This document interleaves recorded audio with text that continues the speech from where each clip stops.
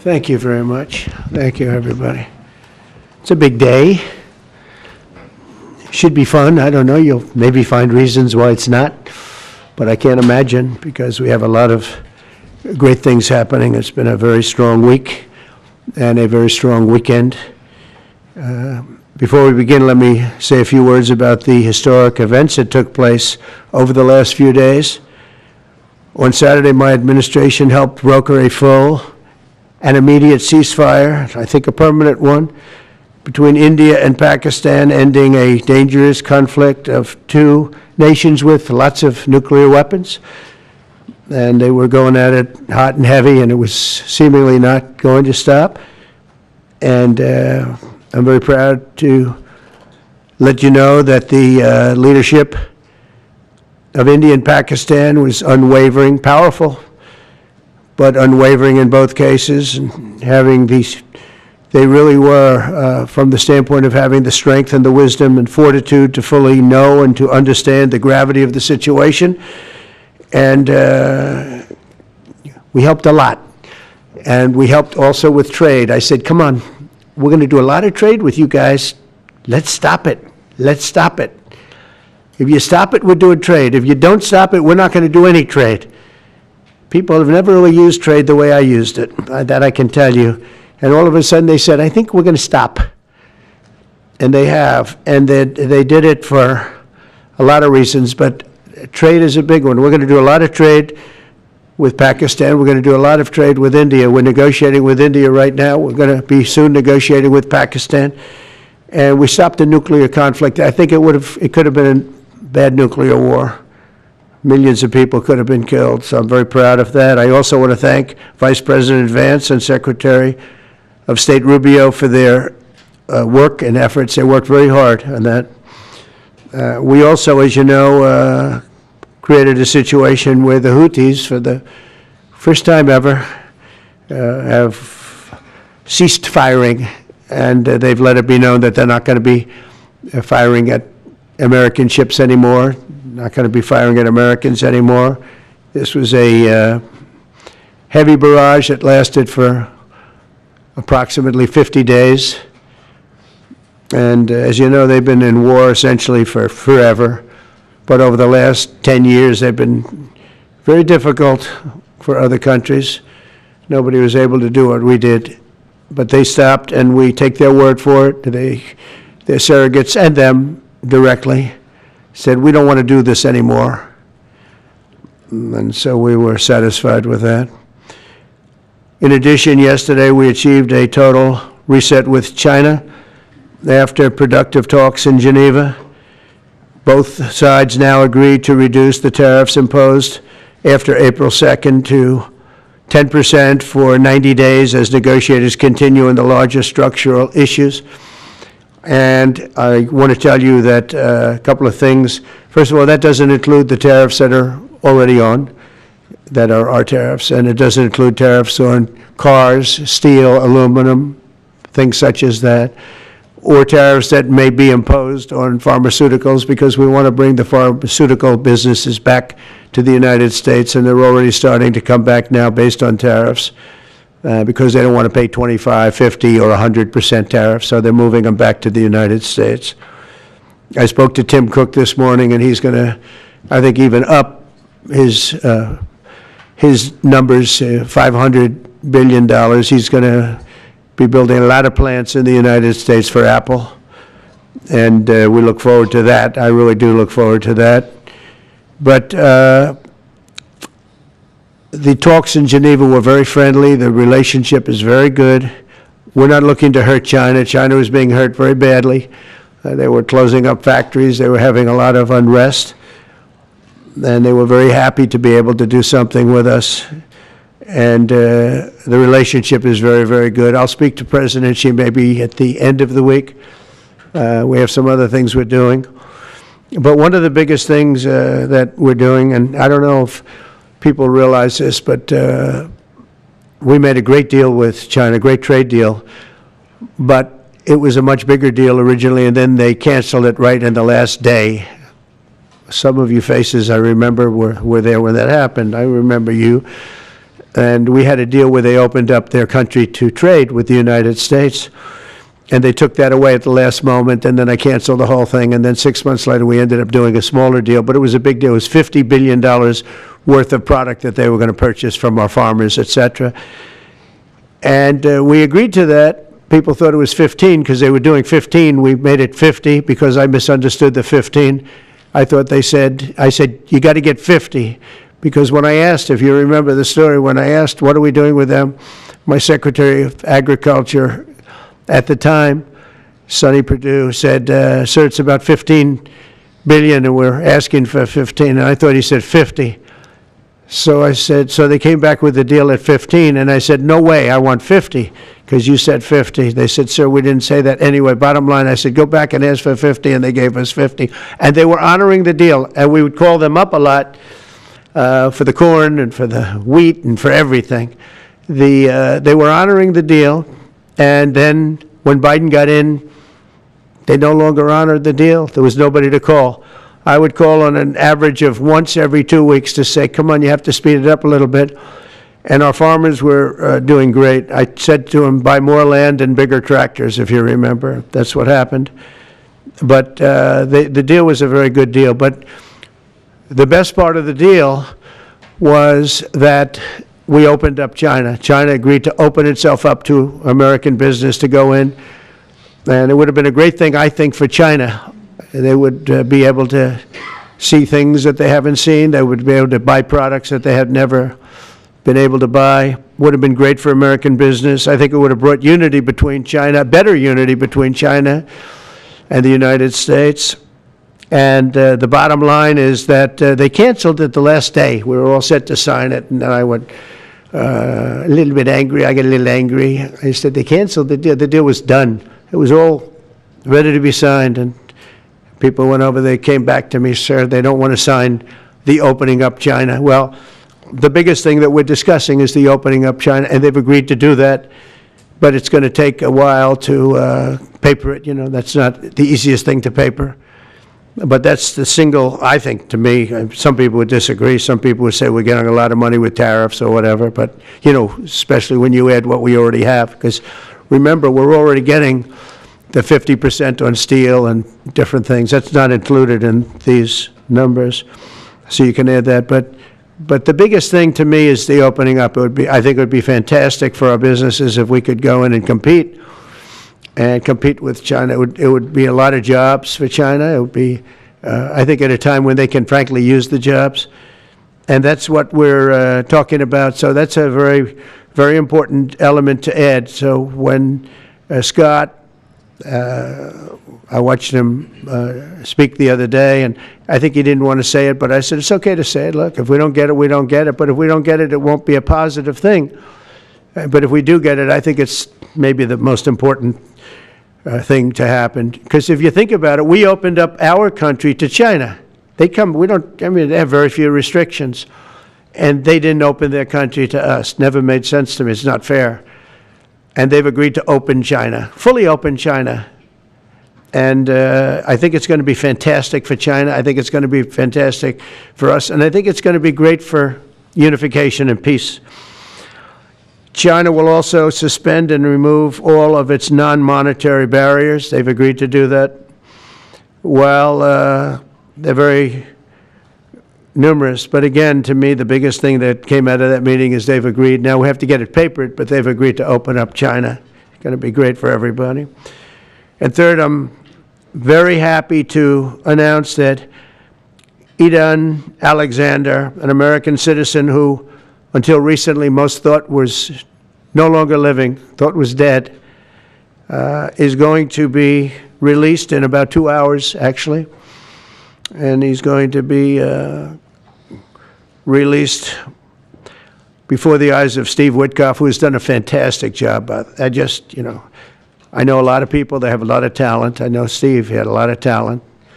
But I know a lot of people with a lot of talent, but there's one that I thought had a special way about him, special personality, aside from being a good deal maker, had a special way about him, and it was Steve. Knew very little about the subject matter. Who does?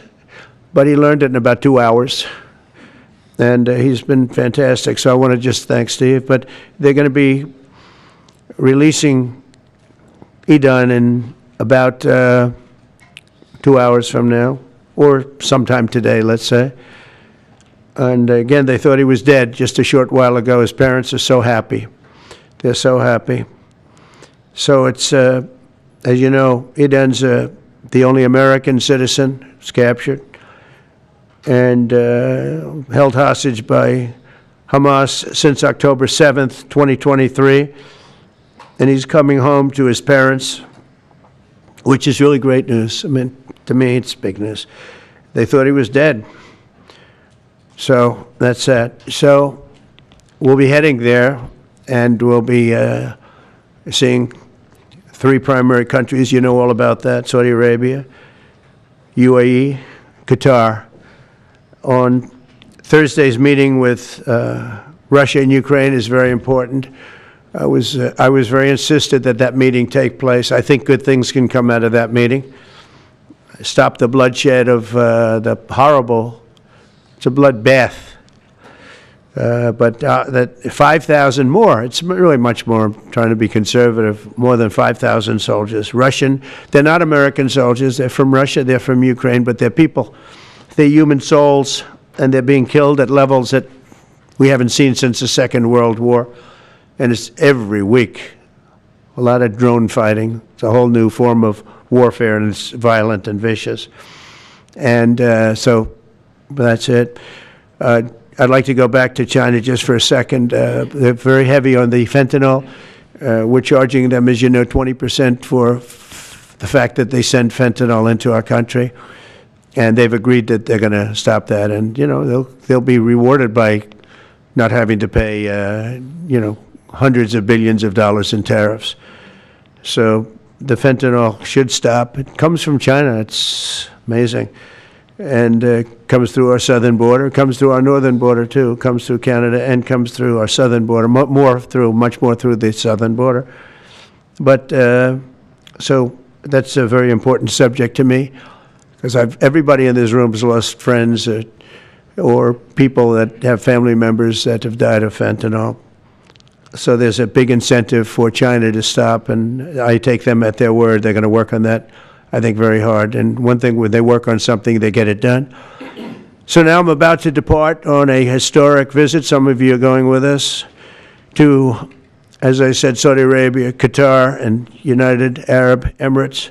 Before I do, I'll sign one of the most consequential executive orders in our country's history. I don't think there's ever been anything signed like this, certainly not with respect to health care, nothing even close. I'm delighted to be joined on this occasion by Secretary of Health and Human Services, Robert F. Kennedy, Jr., who is doing a really good job, I have to tell you that.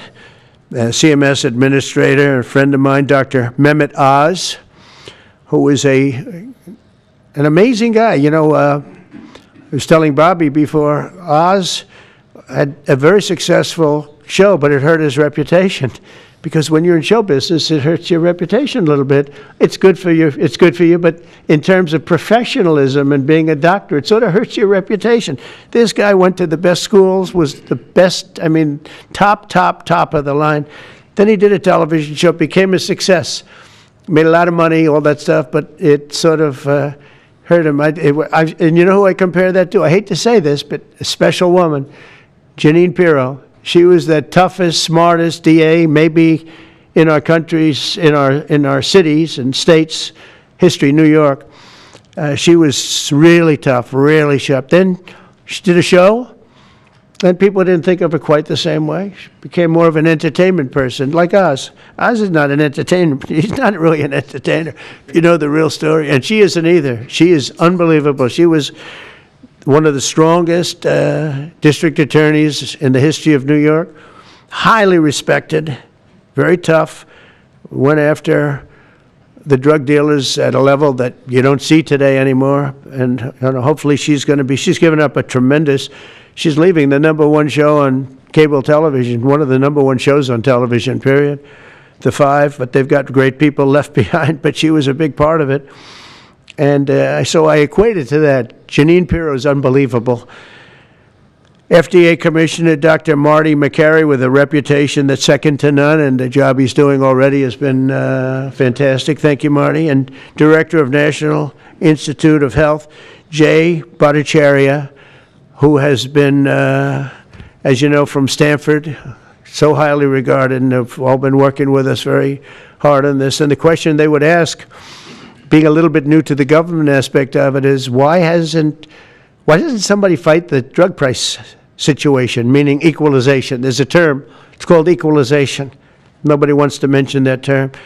And I'm not knocking the drug companies. I'm really more knocking the countries than the drug companies, because they're forced to do things. But the drug lobby is the strongest lobby in this country, they say, the drug lobby. It's between that and lawyers. And they have a lot of power. But starting today, the United States will no longer subsidize the health care of foreign countries, which is what we were doing. We're subsidizing others' health care. Countries where they paid a small fraction of what, for the same drug, that what we pay many, many times more for. And will no longer tolerate profiteering and price gouging from Big Pharma. But again, it was really the countries that forced Big Pharma to do things that, frankly, I'm not sure they really felt comfortable doing. But they've gotten away with it, these countries. European Union has been brutal. And the drug companies actually told me stories. It was just brutal how they forced them. And European Union suing all our companies, Apple, Google, Meta. They're suing all of our companies. They end up, they have judges that are European Union-centric, and they get rewarded $15 billion, $17 billion, $20 billion, and they use that to run their operation. Not going to happen any longer, that I can tell you. So what's been happening is we've been subsidizing other countries throughout the world, not just in Europe, throughout the world. European Union was the most difficult, from what I understand. I mean, I'll tell you a story. A friend of mine who's a businessman, very, very, very top guy. Most of you would have heard of him. A highly neurotic, brilliant businessman, seriously overweight, and he takes the fat shot drug. And he called me up, and he said, President, he calls me, he used to call me Donald, now he calls me President, so that's nice respect. But he's a rough guy, smart guy, very successful, very rich. I wouldn't even know how we would know this, but because he's got comments. President, could I ask you a question? What? I'm in London, and I just paid for this damn fat drug I take. I said, it's not working. He said, I just paid $88. And in New York, I pay $1,300. What the hell is going on? He said, so I checked, and it's the same box, made in the same plant, by the same company. It's the identical pill that I buy in New York. And here I'm paying $88 in London. In New York, I'm paying $1,300. Now, this is a great businessman, but he's not familiar with this crazy situation that we have. But he was stunned. But it was just one of those stories. And I brought it up with the drug companies, represented by somebody who's very, very smart, good person too. And we argued about it for about half hour, and then finally he just said, because they can't justify it, he just said, look, you got me.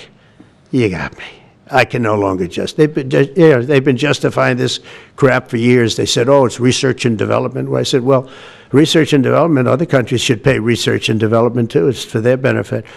It was just one of those things, and the other countries would set a price, and they'd meet the price, and they'd say, if you don't meet the price, you can't sell it in our country. I said, well, then you walk away, and, they'll call you back, and they'll sell it in the country. But now they'll have to do that. So for the first time in many years, we'll slash the cost of prescription drugs, and we will bring fairness to America. Drug prices will come down by much more, really, if you think. 59, if you think of a drug that is sometimes 10 times more expensive, it's much more than the 59%, it depends on the way you want to analyze it, but in one way you could analyze it that way. but between 59 and 80, and I guess even 90%. So when I worked so hard in the first term, and if I got prices down, remember I was the only one to ever get prices down for a full year, but I'd get them down like 2%, and I thought it was like a big deal. Well, we're getting them down 60, 70, 80, 90%, but actually more than that if you think about it in the way mathematically. And Farmer has to say, we're sorry, but we'll not be able to do this any longer to these countries that have been so tough. They've been very tough, nasty. It's trade. It's trade. And Farmer is also very powerful. And the Democrats have protected Farmer. The Democrats, this is the Democrats have protected Farmer. These are the Democrats. And by the way, I just called the Speaker of the House, and I just called the leader, our leader in the Senate, John Thune, Mike Johnson. Spoke to both of them. I said, when you score, you're going to have to score two things. You're going to have to, number one, score that hundreds of billions of dollars of tariff money is coming in. But even bigger than that, you're going to have to score that your cost for Medicaid and Medicare and just basically pharmaceuticals and drugs is going down at a level that nobody has ever seen before. It'll pay for the Golden Dome. I see the Golden Dome is there, see? That'll easily pay for the Golden Dome. And we'll have a lot of money left over. We need the Golden Dome, by the way, in this world. Although this world's a lot safer today than it was a week ago, and a lot safer than it was 6 months ago. We had people that had no clue what they were doing.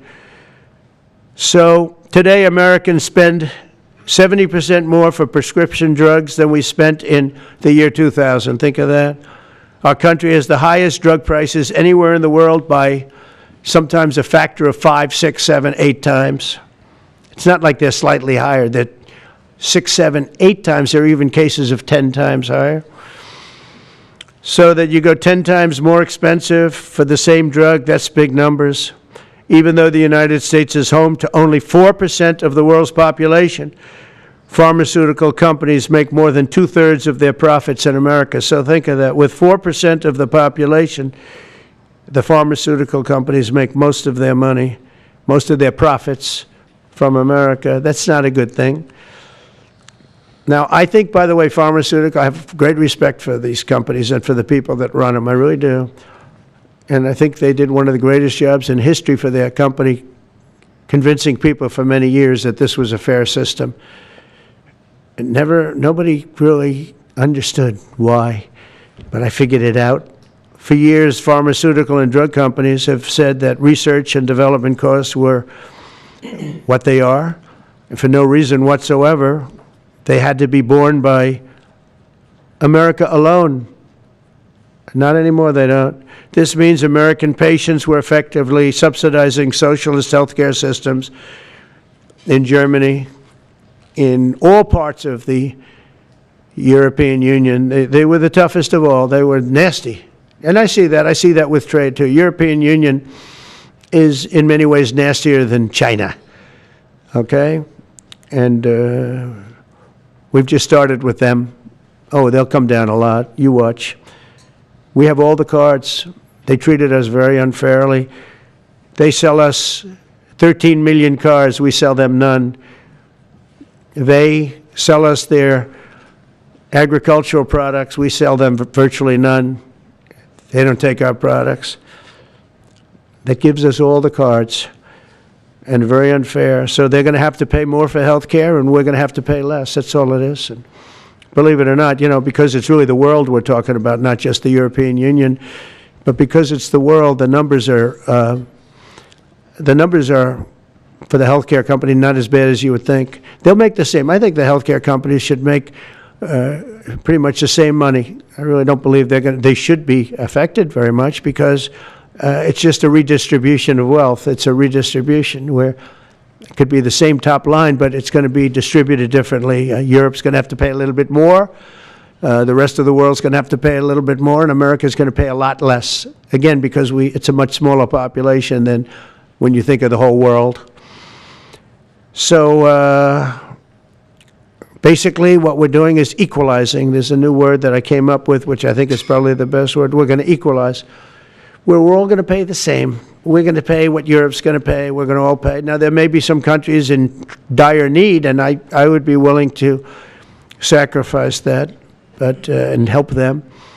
But it's called Most Favored Nation. We are going to pay the lowest price there is in the world. We will get whoever is paying the lowest price. That's the price that we're going to get. So remember that. So we're no longer paying 10 times more than another country. Whoever is paying the lowest price, we will look at that price and we will say that's the price we're going to pay. Most favored nations. That's what it is. One breast cancer drug costs Americans over $16,000 per bottle, but the same drug from the same factory, manufactured by the same company, is 1/6 that price in Australia and 1/10 that price in Sweden. 1/10 for the identical product. A common asthma drug costs almost $500 here in America, but costs less than $40 in the United Kingdom. So $40 in the United Kingdom, which is where this gentleman told me he paid a small amount for his shot. But think of that. So $40 versus $500 here. That's not even bad. There are much worse examples. And the weight loss drug, Ozempic, costs 10 times more in the United States than in the rest of the developed world. 10 times more. Why? Why? What did we do? Suckers. But we never had a president that had the courage to do this. And nobody knew the system like I do. I mean, I've gotten to know this system so well. And I don't think it's fair that it benefits Obamacare. Obamacare is a failure. It's not a good health care.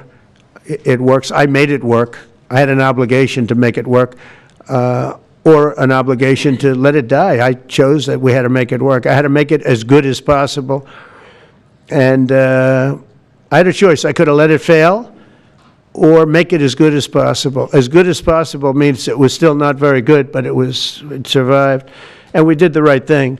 But this makes everything work. And I don't want to have a bad form of health care work because of the fact I was able to cut drug prices by 80 or 90%. So we're going to maybe come up with something. I think this gives the Republicans a chance to actually do a health care that's much better than Obamacare and for less money, which if you guys would work on that along with Congress. But I do want to say that Democrats could have done this a long time ago. They have fought like hell for the drug companies, and they knew they were doing the wrong thing. And it's going to be very hard. I was just telling the leader and the speaker that it's going to be very hard for the Democrats to vote against the one big, beautiful deal. The greatest tax cuts in history, greatest everything, but now you have the big drug prices because that's going to be included. It makes that whole situation different from a scoring standpoint. I just told them, I called them up about this. I said, I'm going to do something that's going to be very monumental, and you're going to be scoring. You better tell your people that this is going to score really well. And then add hundreds of billions of dollars in tariffs to your list also. But as big as the tariffs are, this is something that really hits quickly. 5 years ago, I signed an executive order to confront this disaster, but only confront it in a minor way. It was a good confrontation, but never to this extent. And it took people a little while to understand a very complicated system. But Joe Biden, without any knowledge of what he was doing, terminated the policy and then pretended to negotiate under a new system. And then you take a look, 5 out of the 10 drugs that he negotiated are now over 200% more expensive in America than the rest of the world, and far more expensive than when he even got involved. Much more expensive than when he got involved. Joe Biden's plan was as you know, because you wrote about it, you don't say it very loudly, but it was a very big failure, was his whole presidency. First, I'm directing the U.S. Trade Representatives and Department of Commerce to begin investigations into foreign nations that extort drug companies by blocking their products unless they accept bottom line and very low dollar amounts for their product, unfairly shifting the cost burden onto American patients. And we'll be taking a look at that very strongly. The biggest thing we're going to do is we're going to tell those countries, like those represented by the European Union, that, that game is up, sorry. And if they want to get cute, then they don't have to sell cars into the United States anymore. It's a very big subject. And they won't get cute, because I'll defend the drug companies from that standpoint. They were given a price by the European unions and other countries. This is what you do. This is what we're going to pay. We're not going to pay any more. Let America pay the difference, because there was a big shortfall. Let America pay it. And that's what we did, but we're not doing it anymore. Next, my administration will secure what we're calling most favored nations drug pricing. The principle is simple. Whatever the lowest price paid for a drug in other developed countries, that is the price that Americans will pay. And we're using the term other developed countries because there are some countries that need some additional help, and that's fine. I think that's very good. Some prescription drug and pharmaceutical prices will be reduced almost immediately by 50 to 80 to 90%. Big Pharma will either abide by this principle voluntarily or will use the power of the federal government to ensure that we are paying the same price as other countries. To accelerate these price restrictions and reductions, my administration will also cut out the middlemen. We're going to totally cut out the famous middlemen. Nobody knows who they are, middlemen. I've been hearing the term for 25 years, middlemen. I don't know who they are, but they're rich. That I can tell you. We're going to cut out the middlemen and facilitate the direct sale of drugs at the most favored nation price directly to the American citizen. So we're cutting out probably the middlemen. It's so important, right? You got to do that. They're worse than the drug companies. They don't even make a product, and they make a fortune. It's very smart business people, that I can tell you. If companies make no significant progress toward most favored nation pricing, which we will insist that they do, so I think I'm wasting time talking about it. We're going to insist upon it. And we'll insist, and we're going to help the drug companies with the other nations, because those other nations do a lot of trading with us. They need our trade, just like China needed us very badly. They need us just as badly. We will do whatever we have to with trade, just like we did some great things with trade with India and Pakistan. It really helped the situation, very heated situation. Could have lost millions of people, more than millions, I mean, many millions of people. And they want to do business with America, but we never used our powers that way. We never knew how. We never had people that knew how to do that. We'll also open up America's market to safe and legal imports of affordable drugs from other countries, putting dramatic downward pressure on prices.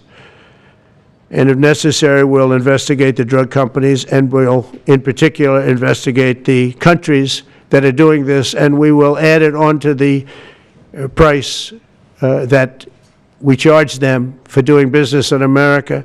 In other words, we'll add it onto tariffs if they don't do what is right, which is everybody should equalize, everybody should pay the same price. And special interests may not like this very much, but the American people will. I am doing this for the American people.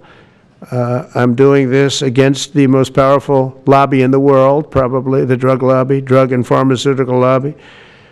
But it's one of the most important orders, I think, that's ever been signed, certainly with regard to health care or health in the history of our country, and it's an honor to be a part of it. And I'd like to ask Robert F. Kennedy to say a few words, please. Thank you.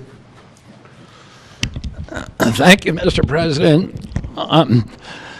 This is an extraordinary day. This is an issue that, I grew up in the Democratic Party, and every major Democratic leader for 20 years has been making this promise to the American people. This was the fulcrum of Bernie Sanders' runs for presidency, that he was going to eliminate this discrepancy between Europe and the United States.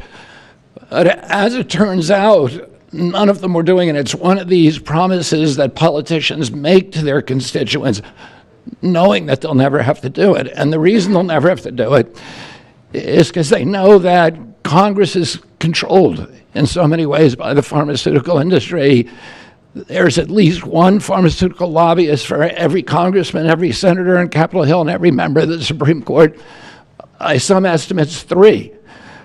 Pharmaceutical companies, the industry itself spends 3 times what the next largest lobbyist spends on lobbying. So this was an issue that people talked about, but nobody wanted to do anything because it was radioactive. They knew you couldn't get it by Congress. We now have a president who is a man of his word, who has the courage. President Trump was taking money from the pharmaceutical industry too. I think they gave you $100 million. Yeah. But he can't be bought, unlike most of the politicians in this country. And he is standing here for the American people.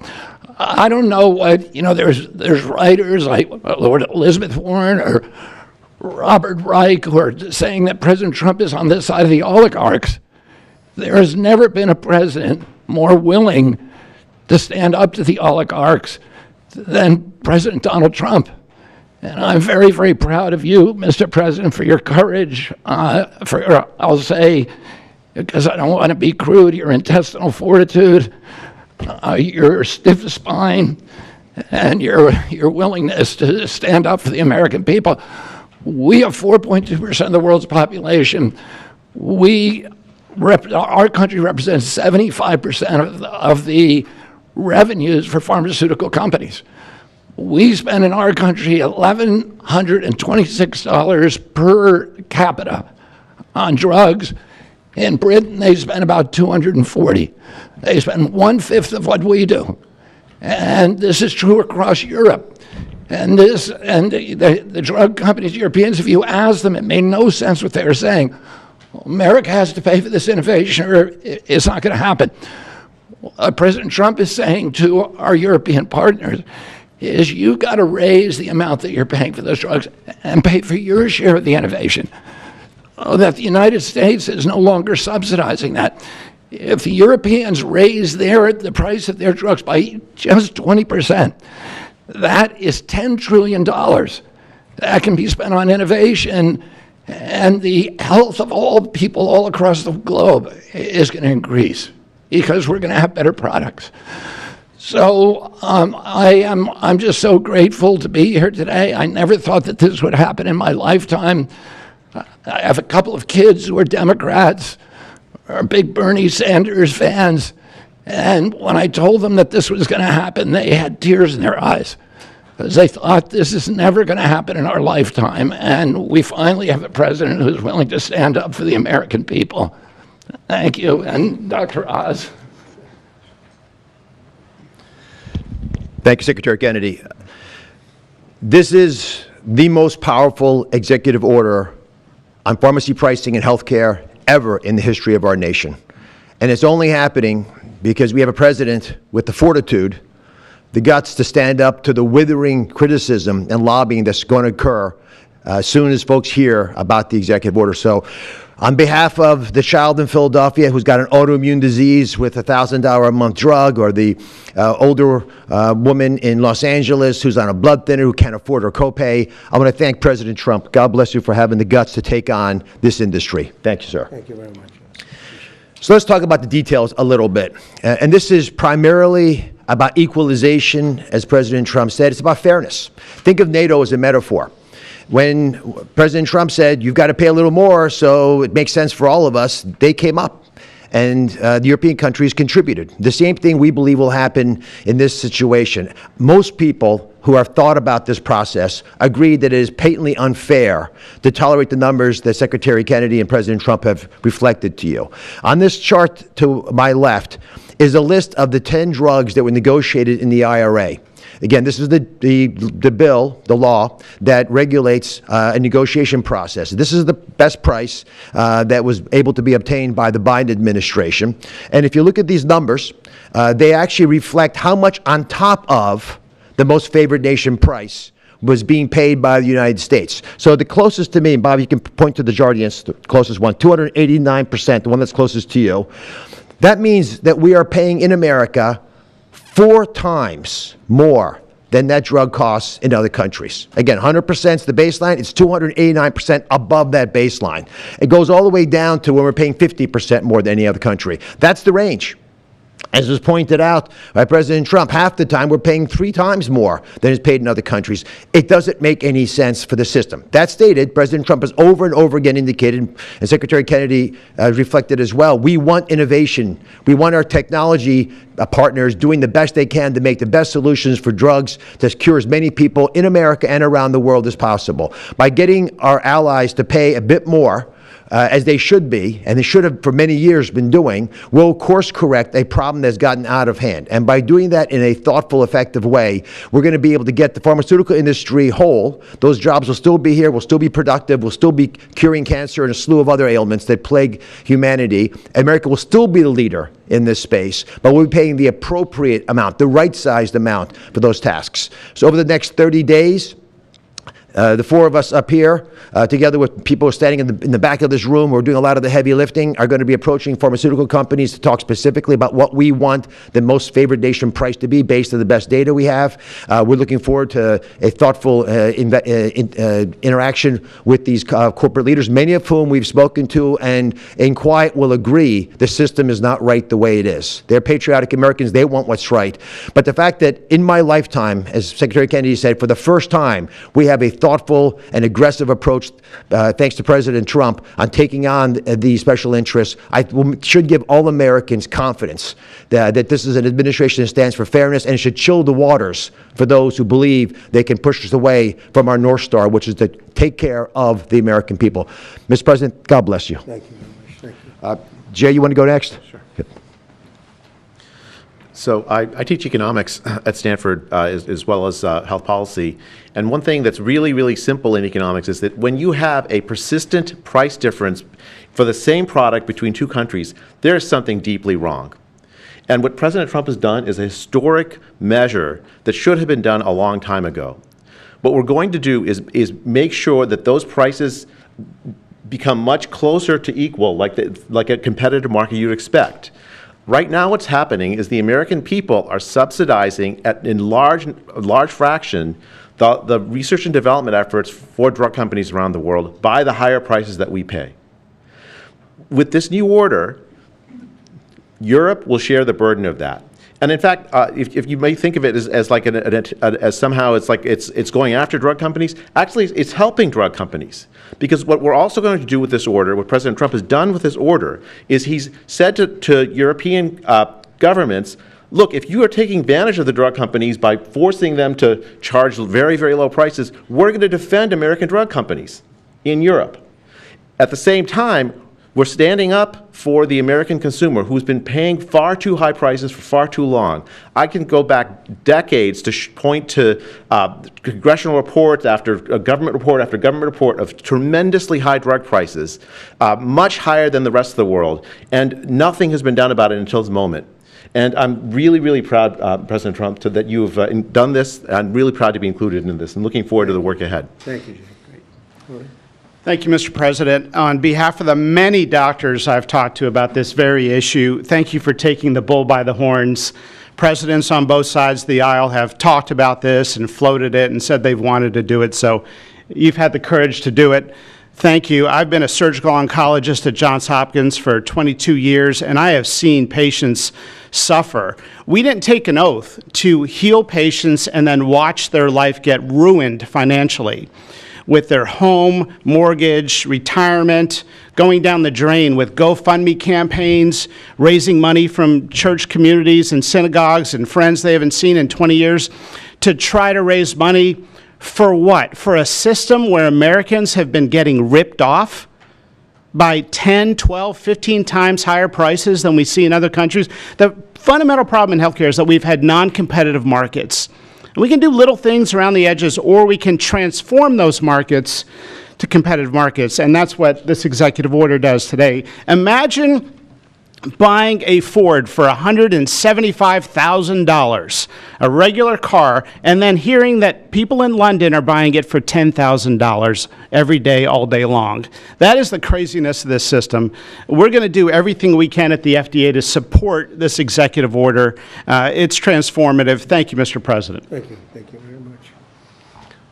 So thank you very much, everybody. I think it's a very important day. In many ways, you have... we'll start with the Houthis. We go to Pakistan and India. We go to what we did with China, the trade deal, and with UK. And by the way, many other deals are coming in very much. At a certain point, we'll just set the price because we know where we are. But we'll just set the price. But world trade is going to be terrific, and our country is going to be making a lot of money. Taxes are going to go down. Taxes are going to go down very, very substantially. But you look at all of the things that we've done, and now today I'm heading over. We'll see what we're going to do with respect to Iran. I think you have very good things happening there, too, by the way. I think can't have a nuclear weapon, but I think that they are talking intelligently. We're in the midst of talking to them, and they're right now acting very intelligent. We want Iran to be wealthy and wonderful and happy and great, but they can't have a nuclear weapon. It's very simple. So I think they understand that I mean business, and I think they're being very reasonable thus far. And don't underestimate Thursday in Turkey. President Erdogan is going to be a great host, and we are doing some work with him having to do with Syria, too, by the way. We're going to have to make a decision on the sanctions, which we may very well relieve. We may take them off of Syria because we want to give them a fresh start. But President Erdogan's asked me about that. Many people have asked me about that because the way we have them sanctioned, it doesn't really give them much of a start. So we want to see if we can help them out. So we'll make that determination. But I think you're going to have maybe a good meeting. You have the potential for a good meeting, that a meeting wasn't going to take place. I insisted that that meeting take place. And it is taking place. And I think you may have a good result out of the Thursday meeting in Turkey between Russia and Ukraine. And I believe the two leaders were going to be there. I was thinking about flying over. I don't know where I'm going to be on Thursday. I've got so many meetings. But I was thinking about actually flying over there. There's a possibility of it, I guess, if I think things can happen. But we got to get it done. We got to save 5,000 lives a week. 5,000 lives is really more than that. It's worse than that. And when you see and you don't want to see it, but when you see the satellite photographs of the battlefield with arms and legs and heads all over the place, separated by 30 yards from bodies, doesn't make sense. Doesn't make sense. So we're working very hard to see if we can end that bloodbath. Okay, there shouldn't be too many questions. It's been covered pretty well. Mr. President, thank you for taking questions. Two quick ones for you, starting on trade. If a longer-term deal is not reached with China at the end of these 90 days, can the American people expect those tariffs to go back up to 145%? No, but they would go up substantially higher. And then on You know, at 145, you're really decoupling because nobody's going to buy. But they can go, they got very high because of additional tariffs I applied during the course because of fentanyl and other things. But no, but they'd go substantially higher. And then on Qatar, Mr. President, I think you will have a deal, however. Okay, you're confident that there will be a deal. On Qatar, has Qatar asked for anything in exchange for that $400 million luxury jumbo jet? And how can the American people be so sure that they will not in the future? Well, I think what happens with the plane is that, we're very disappointed that it's taking Boeing so long to build a new Air Force One. We have an Air Force One that's 40 years old. And if you take a look at that compared to the new plane of the equivalent, stature at the time, it's not even the same ballgame. You look at some of the Arab countries and the planes they have parked alongside of the United States of America plane, it's like from a different planet. And it's close to 40 years old, might be more than 40 years old now. And we, when I first came in, I signed an order to get it built. I took it over from the Obama administration. They had originally agreed. I got the price down much lower. And then when the election didn't exactly work out the way that it should have, a lot of work was not done on the plane because a lot of people didn't know. They made change orders that were so stupid, so ridiculous. And it ended up being a total mess, a real mess.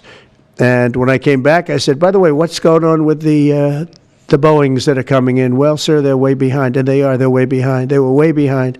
Another mess that I inherited from Biden. And it's going to be a while before we get them. And I think Qatar, who has really, we've helped them a lot over the years in terms of security and safety. I think they, and very, very nicely, and I have a lot of respect for the leadership and for the leader, Qatar. And I think they knew about it because they buy Boeings. They buy a lot of Boeings.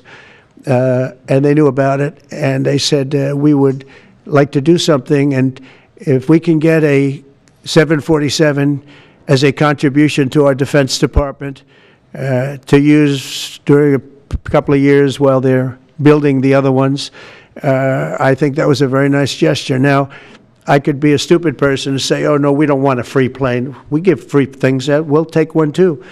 And it helps us out because, again, we're talking about we have 40-year-old aircraft. The money we spend, the maintenance we spend on those planes to keep them tippy-top is astronomical. You wouldn't even believe it. So I think it's a great gesture from Qatar. I appreciate it very much. I would never be one to turn down that kind of an offer. I mean, I could be a stupid person, say, no, we don't want a free, very expensive airplane. But I thought it was a great gesture. And I think it was a gesture because of the fact that we have helped and continue to, we will continue to, all of those countries, Saudi Arabia, UAE, Qatar, and others. We keep them safe. If it wasn't for us, they probably wouldn't exist right now. And I think this was just a gesture of good faith. And I don't get it. Someday it'll be like Ronald Reagan. They decommission them. You know, they get to a certain age, they decommission them. It'll go to my library. They're talking about going to my library in years out. But I thought it was a great gesture. And it's something that was done by Ronald Reagan. They actually decommissioned the plane, and he put it in his library. And it actually has made the library, I think, a Boeing 707. It's actually made the library more successful. So it was good.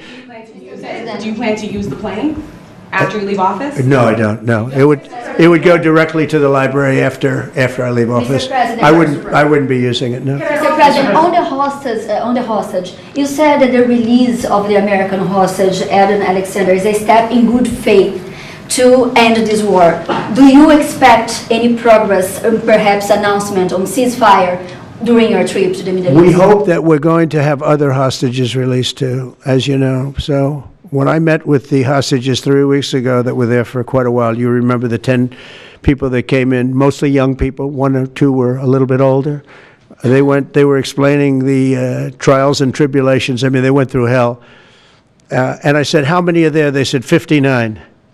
I said, that's a lot. I didn't realize, because we got a lot out. You know, we got a lot of hostages out, I think you will acknowledge. They said 59, but then they said, they followed that up by saying 59, of which 24 are living, the rest are dead. But the people whose son, mostly son, I think 1 daughter in this case, but mostly sons are there, or husbands are there, those people want the dead bodies as much as they want the live body. I have a mother that calls me, but came up to me when I first met her, and she said, sir, please get my son out. He's dead, but they have his body. And I asked her about that, and it's as though he were alive. The level of wanting that body back is the same. It couldn't be any more, as though he were alive. So, you know, getting the bodies back is very important. That could be a thing having to do with the religion. It could be same. I was amazed at the level of importance. It's the same as if the son or husband or whatever was alive. So they said 59. In fact, they came in with a number 59 written out on like a sign on their chest. But they came to thank me for getting them out. And I said, what does the 59 mean? They said, well, that means there are 59 people. But then they said, but 24 are living. Now it's 21. The number's 21. So now it's actually, we'll get Eitan today. We think we're getting him today. So it's 20. So they have 20 live hostages there. The rest are dead bodies. Mr. President, are you open to negotiating your tariffs on cars, steel, and aluminum with China or any other country? Well, we're not even talking about that. We're bringing the car business back into this country. We have commitments, and not only commitments, they've already started construction on many plants. They've left Mexico in a few cases. In a few cases, they've left Canada. They're not going to build in Canada. They're going to build here because we have the market, and the tariffs have been amazing. The election and the tariffs. November 5th was a big day, and on top of that, of course, you wouldn't have the tariffs without the election, I guess, if you look at it. But we have at least 11 committed massive car factories that are going to be built, that are in the process of being built.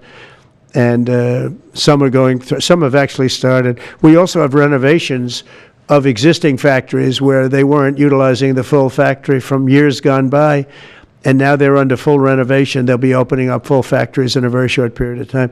Our car industries, I think we're going to have the #1 industry. You know, if you look at Japan and these others, they do tremendously with cars, and they can do that too. But you know, if they want to sell cars in the United States, they're going to have to build factories in the United States, because I'm interested in cars for the United States. Now, one other thing is, in our tax bill, we're giving not only no tax on tips, no tax on Social Security, no tax on overtime, but also we're going to get a deduction for people that borrow money to buy a car if it's made in America. If it's not, we have no interest. The meeting between President Putin as well as President Zelensky, if President Putin doesn't show up to these talks in person in Turkey, will you join Europe in putting higher sanctions on Russia? If I felt it would be important toward getting the deal done, I'm the one that insisted on the meeting. They couldn't get a meeting because one said ceasefire, one said no ceasefire, was going back and forth. I said, look, at this point, we got to stop it. Just go to the meeting. The meeting's been set. Go to the meeting on Thursday. And if I thought it would be helpful, I don't know where I'm going to be at that particular point. I'll be someplace in the Middle East, but I would fly there if I thought it would be helpful. Yeah, please. Refugees. I want to ask you about South African refugees. Dozens of Afrikaners who claim discrimination in their home country are heading to the United States, right, where your administration is going to welcome them as refugees. Now, this comes as you've halted virtually all refugee admissions for people fleeing famine and war from countries like Sudan and the Democratic Republic of Congo. Why are you creating an expedited path into the country for Afrikaners but not others? Because they're being killed, and we don't want to see people be killed. Now, South Africa leadership is coming to see me, I understand, sometime next week. And, you know, we're supposed to have I guess a G20 meeting there or something, but we're having a G20 meeting. I don't know how we can go unless that situation's taken care of, but it's a genocide that's taking place that you people don't want to write about, but it's a terrible thing that's taking place, and farmers are being killed. They happen to be white, but whether they're white or black makes no difference to me, but white farmers are being brutally killed, and their land is being confiscated in South Africa, and the newspapers and the media, television media, doesn't even talk about it. If it were the other way around, they'd talk about it. That would be the only story they'd talk about. And I don't care who they are. I don't care about their race, their color. I don't care about their height, their weight. I don't care about anything. I just know that what's happening is terrible. I have people that live in South Africa. They say it's a terrible situation taking place. So we've essentially extended citizenship to those people to escape from that violence and come here. Yeah.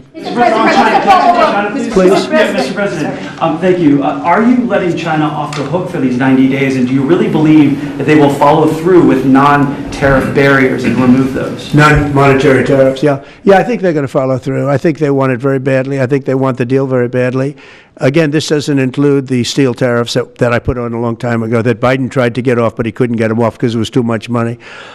You know, I took in hundreds of billions of dollars from China, what a lot of people don't know, but we put on the tariffs originally. And if I didn't do that, we wouldn't have a steel industry today. Now we have a thriving steel industry. It'll be thriving much more with what we're doing because this is the next level. But it doesn't include that, doesn't include cars, doesn't include pharmaceuticals when we do that. And the reason we're doing that will be to get them to come back in the country. You know, there are, again, I always say it because a lot of people forget, but if a company like Eli Lilly, which is making a massive investment in the United States right now. They're building many, many plants. They've already started like 7 of them, many plants, but they are not going to be tariffed.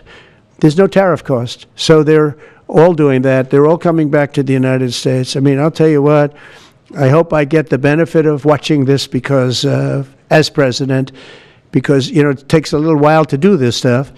and we're doing it early in the administration. If you think of it, we have, I believe, if you look at the real total, it's over $10 trillion committed for plants and factories. Other administrations haven't had $1 trillion over a 4-year period, even over an 8-year period. We have over $10 trillion committed in one form or the other over 2 months. Give me a break. I'm here to hear 3, but let's give me a break on the first month. We want to get acclimated. But, but if you think about it, it's really 2 months. And so in 2 months, we have an investment already of over $10 trillion. And other presidents haven't had that done over a year, over 4 years in some cases. It's unprecedented. There's never been anything like it. It's a very exciting time in America. Thank you very much, everybody. Thank you.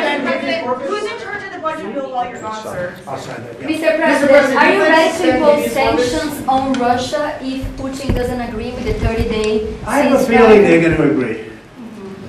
I do. I have a feeling. And we think other countries, no European countries, will be involved, Mr. President, in the negotiations. The budget bill negotiations are taking place. Who in your administration is in charge of that while you're gone? Is it J.D. Everybody. Vance, Bobby, from the standpoint of medical, this group behind me, I mean, I think it's the best group ever assembled in terms of medical. I think you're going to see a tremendous cut. I don't think. I mean, I know you're going to see it in Medicaid and Medicare.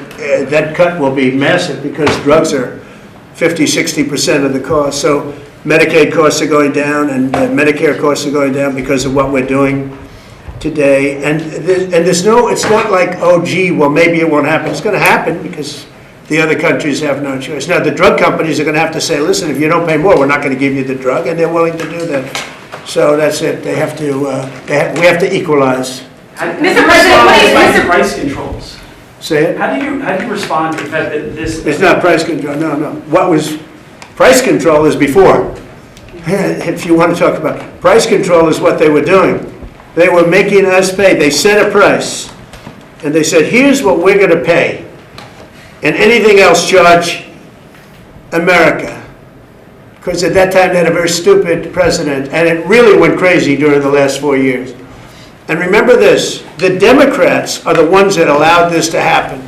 They were the ones that were the protector of this pricing system. And I think it's going to be very hard. You'll have to ask Democrats, are they going to vote against the one great, big, beautiful deal that's being negotiated now, tax cuts, etc., when now on top of the tax cuts and regulation cuts, all the things, now you're going to say that the price of your medicine is going down by 60, 70, 80%.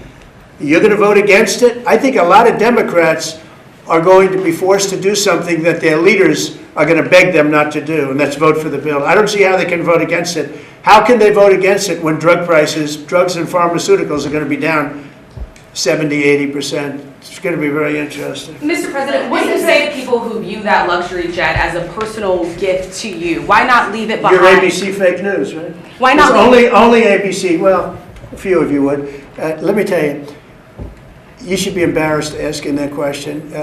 They're giving us a free jet. I could say, no, don't give us, I want to pay you $1 billion or 400 million or whatever it is. Or I could say, thank you very much. You know, there was an old golfer named Sam Snead. Did you ever hear of him? He won 82 tournaments. He was a great golfer. And he had a motto, when they give you a putt, you say, thank you very much. You pick up your ball and you walk to the next hole. A lot of people are stupid. They say, no, I insist on putting it. And then they putt it and they miss it. And their partner gets angry at them. You know what? Remember that, Sam Snead. When they give you a putt, you pick it up and you walk to the next hole and you say, thank you very much. Respectfully, sir, as a businessman, some people may look at this and say, have you ever been given a gift worth millions of dollars and then not received anything? It's not a gift to me, it's a gift to the Department of Defense. And you should know better, because you've been embarrassed enough, and so has your network. Your network is a disaster. ABC is a disaster. Here is the bill. Bobby, come on over here.